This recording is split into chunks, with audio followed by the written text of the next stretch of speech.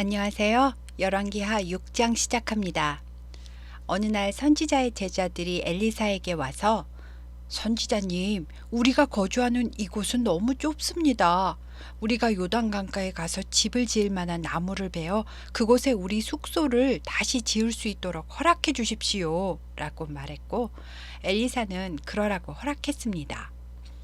엘리사의 제자 중 한 명이 엘리사에게 요단에 같이 가자고 해서 엘리사도 함께 갔습니다. 다들 요단에 가서 나무를 베고 있을 그때에 한 사람이 나무를 찍다가 도끼날이 자루에서 빠져나가 강물에 떨어지는 사고가 발생을 했는데요. 그 사람은 매우 낙심하면서 선생님, 어쩌면 좋습니까? 이 도끼는 빌려온 것입니다. 라고 말했답니다. 가난한 선지생돌에서 도끼도 빌려왔는데 이제 어떻게 하면 좋냐고 하는 겁니다. 하나님의 사람 엘리사는 도끼가 어디에 빠졌느냐 하고 물어보았고 그 도끼가 빠진 위치에 나뭇가지를 던졌습니다. 그러자 쇠도끼가 신기하게 물 위로 떠올랐답니다. 엘리사는 제자에게 도끼를 집어 건져올 수 있게 하였습니다. 여기서도 하나님의 사람을 통하여 여호와는 구원자이시다라는 것을 나타내 주셨습니다. 이 도끼 사건이 벌어지던 그때에 아람 왕은 이스라엘과 싸우려고 자기 신복들과 함께 군사 작전을 짜고 이곳과 저곳에 진을 치자 하고 의논을 했답니다. 하나님이 엘리사에게 미리 알려주셔서 엘리사는 이스라엘 왕에게 사람을 보내 아람이 여기저기에 진을 치고 있으니까 그쪽으로는 지나가지 마십시오 라고 미리 알려주었습니다. 그래서 이스라엘 왕도 엘리사가 말한 곳을 확인하고 철저히 경계하였고 이러한 일은 여러 번 있게 되었답니다. 아람 왕은 몹시 불안해하면서 지휘관들을 불러 모아 아니 어떻게 우리가 진친 곳을 이스라엘 왕이 미리 다 알고 있단 말이냐? 분명히 우리 중에 반역자가 있습니다. 라고 말했습니다. 그때 지휘관 중 한 사람이 왕이시여, 우리 중에 반역자가 있는 것이 아닙니다. 이스라엘에 엘리사라는 예언자가 있는데 그는 왕의 침실에서 은밀하게 말하는 것까지도 미리 다 알고 이스라엘 왕에게 일러 바치고 있습니다. 라고 하였습니다. 그래서 아람 왕은 엘리사를 잡아오라면서 말과 전차와 많은 병력을 보내서 엘리사가 있는 도단성을 뺑 둘러 포위하도록 하였습니다. 엘리사의 사환이 아침 일찍 일어나 아람 군사가 성을 포위한 것을 보고 놀라서 엘리사에게 달려가 알립니다. 엘리사는 두려워하지 말아라. 우리와 함께한 군대가 그들의 군대보다 더 많다. 라고 말하고는 하나님께 하나님, 이 사환의 눈을 열어 보게 해주십시오. 라고 기도했습니다. 여호와께서 사환의 영안을 열어주셨고 사환이 보니까 불말과 불수레가 온 산에 가득히 엘리사의 집을 둘러싸고 있는 것이 보였답니다. 그때 도단성을 둘러싼 아람 군사들이 엘리사의 집으로 내려옵니다. 엘리사는 하나님께 하나님, 원하건대 저 무리의 눈을 어둡게 해주십시오. 라고 기도했습니다.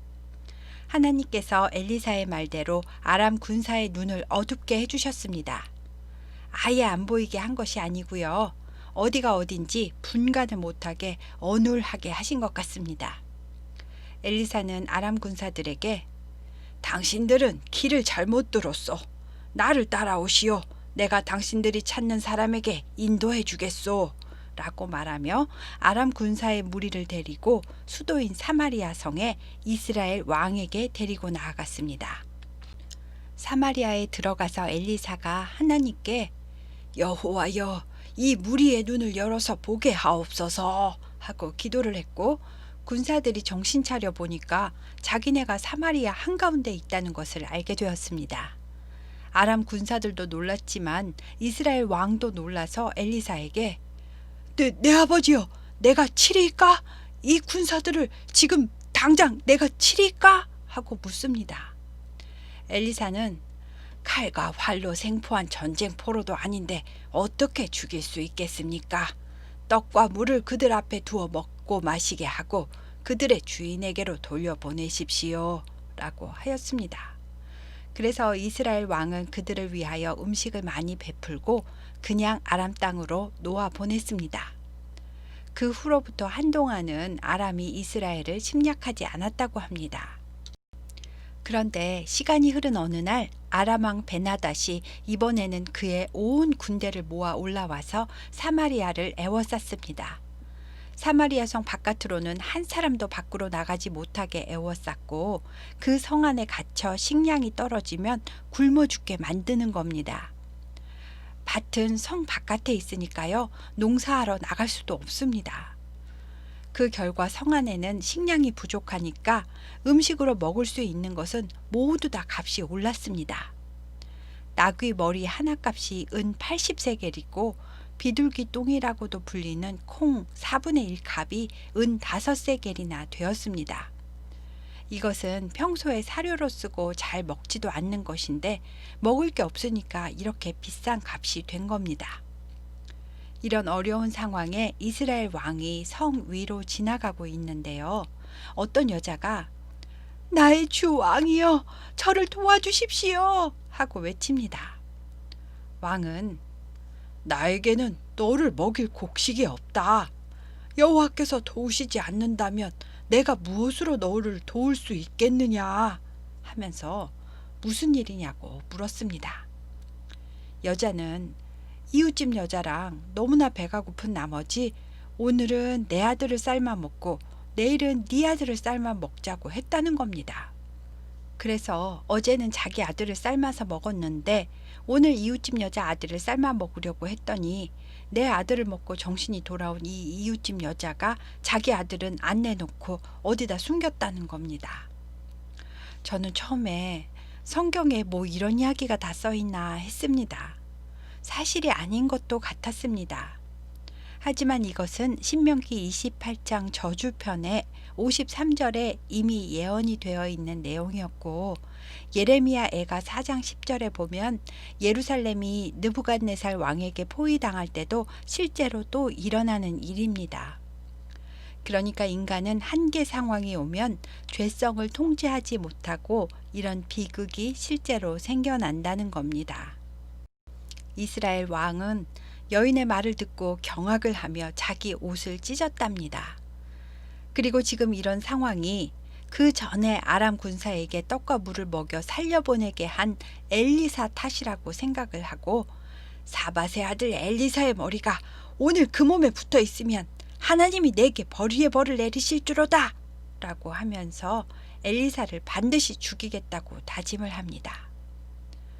그때 엘리사는 자기 집에 앉아 있었고 장로들도 엘리사와 함께 앉아 있었답니다.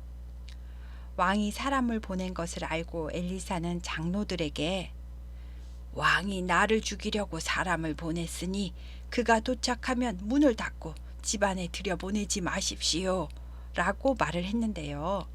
미처 엘리사의 말이 끝나기도 전에 왕이 보낸 사자와 여호람 왕이 들이닥쳤습니다. 왕은 엘리사야, 이 재앙은 여호와께서 내리신 재앙인데 어떻게 내가 여호와의 도움을 기대할 수가 있단 말이냐 라고 하였고 엘리사는 왕은 여호와의 말씀을 들으십시오. 내일 이맘때가 되면 사마리아 성문에 고운 밀가루 한 쌀을 한 세겔로 매매하고 보리 2수알을 한 세겔로 매매하게 된다고 하셨습니다 라고 말했습니다. 곡식의 값이 옛날처럼 다시 내려간다는 말입니다. 그러자 왕 옆에 있던 한 장관이 여호와께서 하늘에 창을 내셔서 곡식을 쏟아 부으신들 어찌 이런 일이 있겠습니까? 하고 말도 안 되는 소리라고 하였습니다. 엘리사는 그 장관에게 내가 직접 네 눈으로 보게 될 것이다. 그러나 너는 먹지는 못할 것이다. 라고 예언했습니다. 다음 날이 되었습니다. 아람군은 사마리아 성을 에워싸고 있고 백성들은 성 밖으로 나올 수가 없습니다.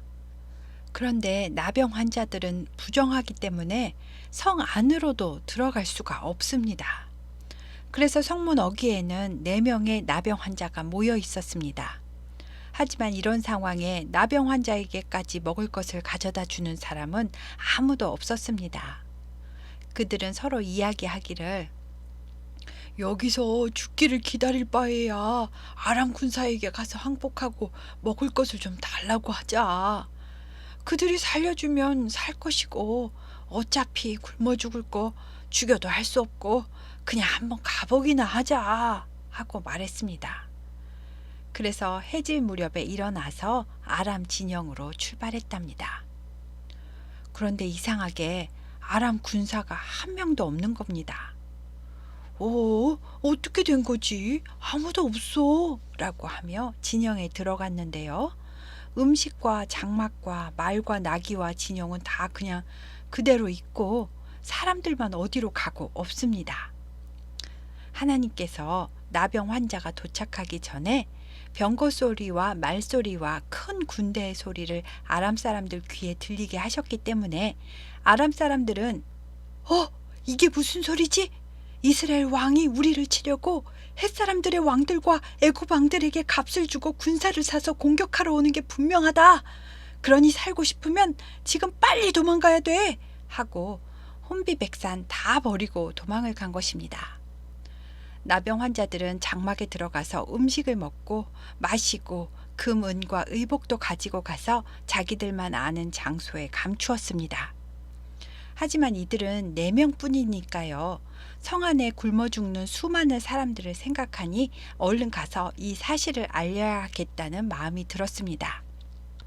그래서 성으로 가서 성은 문지기에게 아람 군사가 다 도망갔다고 알렸는데요. 소식을 전해 들은 왕은 어쩌면 아람 사람들이 일부러 음식을 놔두고 매복해 있을지도 모른다.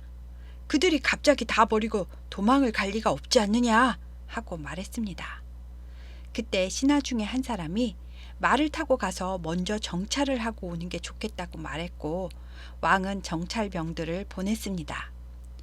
정찰병이 아람군이 진짜 도망을 갔는지 요단 강가까지 가 보았고 진짜 도망치다 버리고 간 물건들이 길에 가득한 것을 확인하고는 얼른 돌아가 왕에게 보고했습니다. 드디어 사마리아 성문이 열리고 이 소식을 들은 백성들은 너도 나도 노략하러 뛰쳐나갑니다. 왕은 성문의 통행 질서를 유지하도록 한 장관을 보냈는데요. 그 장관은 엘리사에게 하늘에 창을 내어도 그런 일은 절대 일어나지 않을 거라고 말한 그 장관이었습니다. 엘리사가 말한 대로 고운 밀가루 한 스아에 한 세겔이 되고 보리 2스아가 한 세겔이 되었지만 너는 보기만 하고 먹지는 못하리라 하고 예언을 받은 그 장관은 밀어 닥치는 군중에게 깔려 그만 압사당하고 말았답니다. 그래서 엘리사를 통하여 하신 여호와의 말씀과 같이 모든 일이 성취가 되었습니다. 여기까지가 6장 7장 이야기입니다. 8장에는 전에 나왔던 수넴 여인이 다시 나오는데요. 엘리사가 수넴 여인의 죽은 아들을 살려준 뒤에 어느 정도 시간이 흘렀고 어느 날 엘리사는 여인을 불러서 이야기합니다. 여호와께서 이 땅에 7년 동안이나 기근이 온다고 알려주셨소. 그러니 당신은 가족들과 함께 살만한 땅으로 이주했다가 기근이 끝나면 돌아오시오 하고 알려주었습니다. 수넴 여인은 가족들과 함께 블레셋 사람의 땅에 가서 7년을 살다가 기근이 끝난 후에 다시 돌아왔습니다. 그런데 와보니까 자기 집과 땅에 다른 사람들이 살고 있는 겁니다. 그래서 원래가 우리 땅이고 우리 집이었다고 호소하러 왕에게 나아갔습니다. 그 시간 궁중에서는 왕이 엘리사의 사환이었던 게하시와 이야기를 하고 있었답니다. 문둥병 걸린 게하시가 어떻게 왕궁에 있지 했는데요. 나중에 엘리사가 용서하고 고쳐주지 않았을까 추측할 뿐 정확한 내용은 안 나와 있으니 모릅니다. 왕이 엘리사가 행한 기적에 대해 알고 싶어 했기 때문에 게하시는 엘리사가 죽은 아이를 살렸던 기적에 대해 말하고 있었답니다. 그런데 타이밍이 딱 맞게 바로 그때 수넴 여인이 들어온 겁니다. 게하시는 수넴 여인을 보고 왕이여, 죽었다가 살아난 그 아이의 엄마가 바로 이 수넴 여인입니다 하고 말했고 왕은 수넴 여인에게 그때 일을 자세히 말해보라고 했습니다. 수넴 여인은 그때 엘리사가 자기 아들을 살린 것에 대하여 자세히 이야기했고, 이로써 그 땅과 집이 원래 수넴 여인의 것임이 인정이 되었습니다. 왕은 한 관리를 임명해서 수넴 여인에게 속한 재산을 전부 다 돌려주라고 명했고요. 이 땅을 떠날 때부터 지금까지 그 밭에서 나온 소출을 다 돈으로 계산해서 돌려주라고 명했답니다. 수넴 여인이 하나님의 사람을 순수한 마음으로 잘 섬겼던 일을 하나님께서 참 예쁘게 보셨구나 하는 생각이 들었습니다. 이렇게 두고두고 여러 번 은혜를 입는 것이 아이도 살렸고 기근도 피했고 재산도 쉽게 되찾고 하니 말입니다. 8장 7절부터는 엘리사가 시리아, 그러니까 아람 나라에 간 일입니다.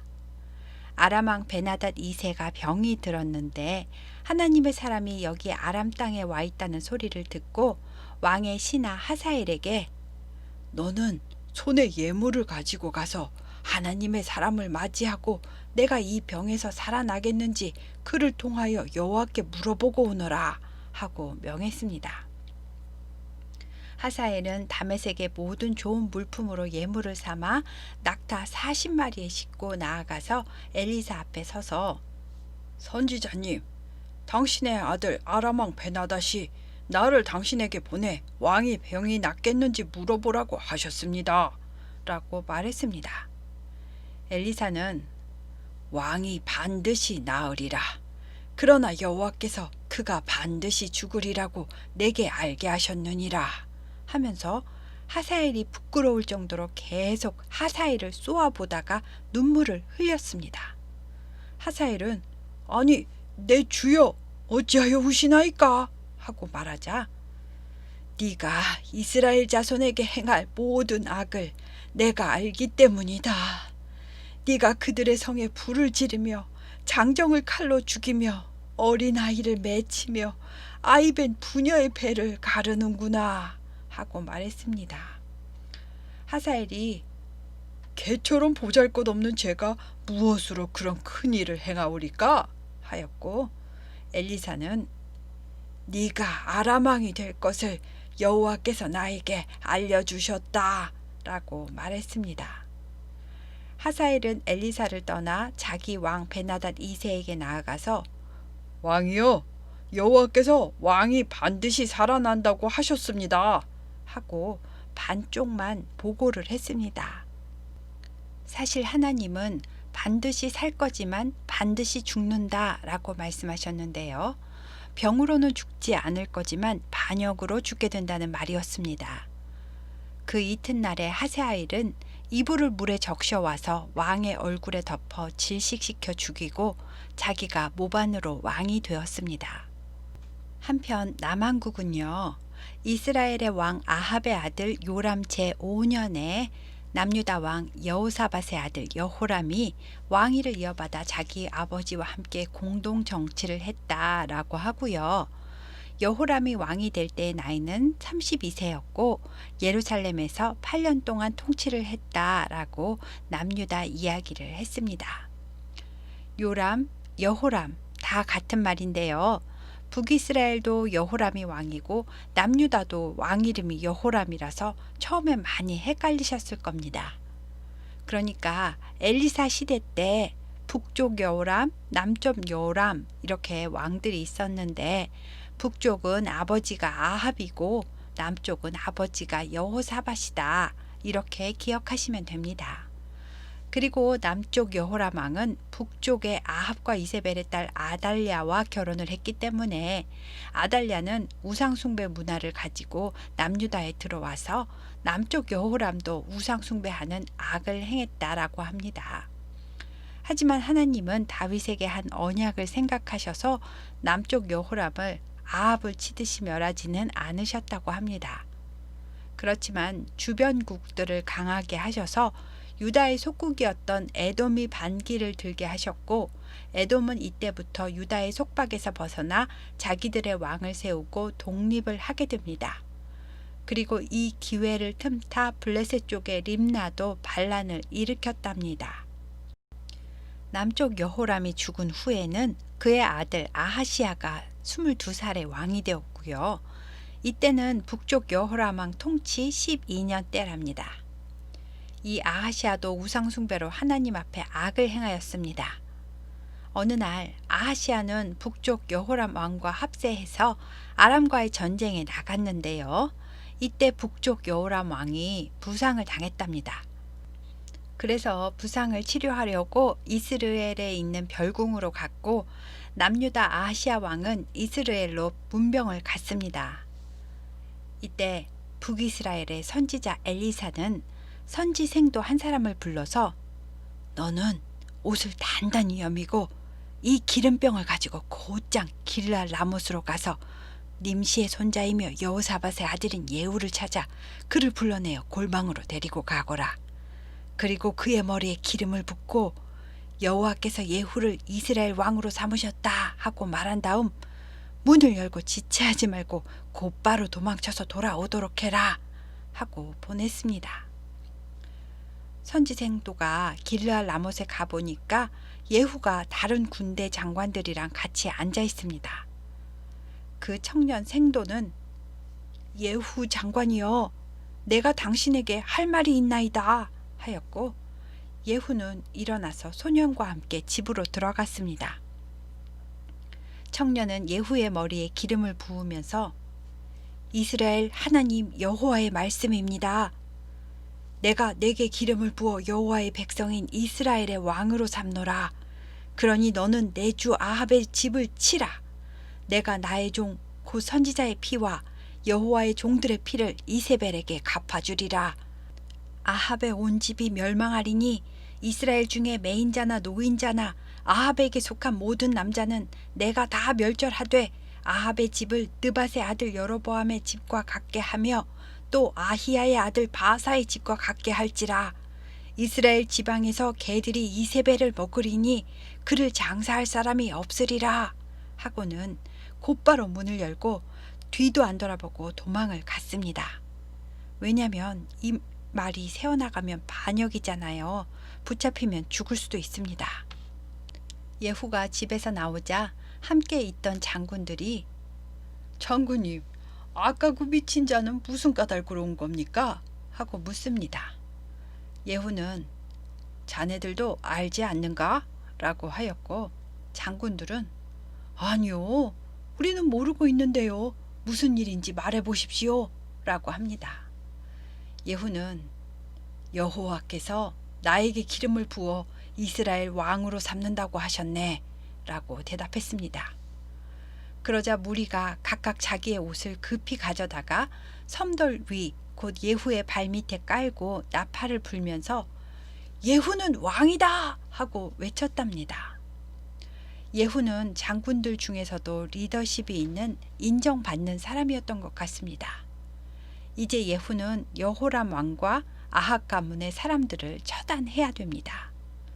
예후는 동료들에게 당신들도 내가 왕이 되는 것을 좋게 생각한다면 한 사람도 이성에서 도망하여 이스라엘에 있는 요람 왕에게 이 일을 미리 알리지 못하도록 하시오 라고 하고 길을 나섰습니다. 예후는 병거를 타고 이스라엘로 가는 중이고 북이스라엘 여호람은 이스라엘 별궁에 다쳐서 치료하고 있고 유다의 왕 아하시야는 여호람을 병문안하러 와 있습니다. 이스라엘 망대에 서 있던 파수꾼이 예후의 무리가 오는 것을 보고 한 무리의 사람들이 성으로 오고 있습니다 하고 왕에게 보고했습니다. 요람은 한 사람을 말에 태워 보내서 평안한 용무로 오는 건지 알아보게 했습니다. 그래서 한 사람이 말을 타고 나가서 예후를 만나 왕의 말씀이 평안하냐 하시더이다 하고 물으니 평안이 너와 무슨 상관이 있느냐? 너는 나를 따르라 하고 말합니다. 그래서 그 신하는 예후 뒤에 붙었습니다. 여호람은 보낸 사자가 돌아오지 않자 또 다른 사람을 보냈습니다. 그러나 그 사람도 돌아오지 않았습니다. 파수꾼이 왕에게 가서 왕이여, 왕께서 보낸 신하는 무리 뒤에 붙었고요. 그 우두머리로 보이는 사람은 님시의 손자 예후가 말을 모는 것처럼 미친 듯이 난폭하게 말을 몰고 옵니다. 라고 하였습니다. 무슨 일인지 궁금한 요람은 직접 마차를 타고 나갔고 나봇의 밭에 이르렀을 때 예후 일행과 마주쳤습니다. 요람이 예후야, 평안하냐? 하고 묻습니다. 예후는 내 어머니 이세벨의 음행과 술수가 이렇게 많으니 어찌 평안이 있으랴? 하고 말하자 요람이 눈치를 채고 마차를 돌리며 뒤따라오는 남유다 아하시아 왕에게 아하시아여, 반역이로다! 하면서 도망을 칩니다. 이때 예후가 힘을 다하여 요람을 조준하고 활을 쏘았고 화살은 요람의 두 팔 사이로 들어가서 요람 왕의 염통을 꿰뚫고 나왔답니다. 염통은 심장을 말하는 겁니다. 심장을 꿰뚫었으니 요람 왕은 그 자리에서 죽었고 예후는 자기의 부하 장관 빗갈이라는 사람에게 왕의 시체를 나봇의 포도밭에 던지라고 했습니다. 왜냐하면 요압 왕의 어머니 이세벨에 의해 나봇과 그의 자녀들이 억울하게 모두 죽임을 당했고 하나님은 엘리야를 통해서 그 피 흘린 포도밭에 대한 대가를 치를 것을 예언했기 때문에 과거에 그 현장에 있었던 예후가 여호와의 말씀대로 그의 시체를 가져다가 나봇의 밭에 던지라고 한 겁니다. 한편 그냥 병문안 왔다가 반역의 현장을 보게 된 남유다 왕 아하시아는 걸음아 날 살려라 하고 도망을 갑니다. 하지만 예후는 아하시아도 쫓아가 죽이라고 명했습니다. 왜냐하면 아하시아의 엄마 아달랴는 북쪽 요람의 누이이기 때문에 정치적으로도 인간적으로도 이 둘은 친밀한 사이라서 그렇습니다. 아하시아는 무기토까지 도망가다가 죽임을 당했습니다. 남쪽 왕 아하시아의 시체는 남유다에 사는 신복들이 가져다가 조상의 묘실에 장사하였습니다. 불쌍하지만 이 아하시아는 왕이 된 뒤 딱 1년밖에 다스리지 못하고 죽게 되었습니다. 이제 예후는 간교한 여자 이세벨부터 죽여야 합니다. 예후가 이스라엘 별궁에 도착하자 이미 반역의 소식을 들은 이세벨이 자신의 최후를 직감하고 화장을 하고 머리를 꾸미고 창밖을 내다보고 있습니다. 예후가 성문에 들어서는 것을 보고는 주인을 죽인 너 시므리여 평안하냐? 하고 묻습니다. 이전에 시므리가 반역으로 왕이 되었지만 단 7일 만에 오므리에게 죽게 된 것처럼 예후도 비극적인 운명을 겪을 거라고 조롱을 하는 겁니다. 예후가 얼굴을 들어 창 너머 이세벨의 신하들에게 거기 내 편이 될 자가 누구냐? 하고 묻습니다. 그러자 이세벨의 뒤에 있던 넷이 두어 명이 예후를 내다보았고 예후와 눈이 마주쳤습니다. 예후는 이세벨을 창밖으로 던져라 라고 하였고 넷이는 이세벨을 던졌습니다. 이세벨은 즉사하였고 그의 피는 담과 말에 튀었답니다. 예후가 말을 타고 이세벨의 시체를 짓밟았기 때문입니다. 예후가 궁에 들어가 먹고 마신 후에 가서 이 저주받은 여자를 찾아 장사해 주어라. 어쨌든 그는 왕의 딸이다 라고 하였습니다. 신하들이 장사하려고 가보았더니 개들이 시체를 먹어서 두개골과 손과 발만 남았답니다. 열왕기상 21장 23절의 말씀처럼 하나님께서 엘리야를 통해 하신 예언이 성취된 것입니다. 그래서 이세벨의 시체는 장사하지 못하고 이스라엘 밭에 거름같이 되었답니다. 여기까지가 9장까지 이야기입니다. 이제 아합 왕가는 끝났고요. 예후 왕가가 시작되는데요. 다음 시간에도 예후가 아합 가문의 나머지 자녀들을 처단하는 이야기가 나옵니다. 감사합니다.